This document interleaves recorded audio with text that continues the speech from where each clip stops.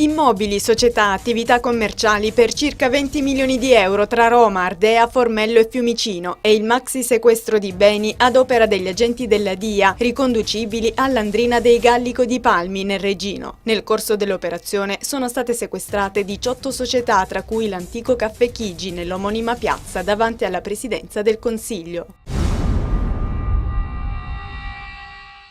Ha portato per errore un finto ordigno esplosivo a casa di un carabiniere ed è stato arrestato per estorsione. La singolare vicenda si è verificata a Crotone. Massimo Caloiro, 36 anni, ambulante pregiudicato, per mesi, secondo l'accusa, ha inviato lettere minatorie con finalità estorsive alle sue vittime, ma questa volta ha sbagliato indirizzo.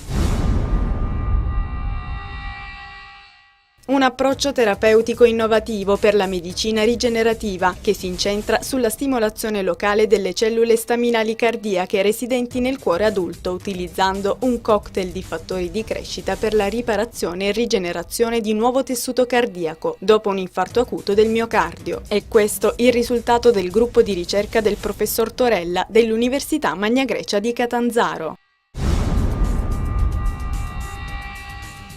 E Silvia Novaes, 25 anni, brasiliana, la nuova Miss Italia nel mondo, è stata eletta al termine della finale trasmessa in diretta su Rai 1 dal lungomare di Reggio Calabria. Silvia è stata incoronata dai due presidenti della giuria, Carlo Conti e Gérard Depardieu. Ancora frastornata e commossa, la Miss ha affrontato oggi i giornalisti.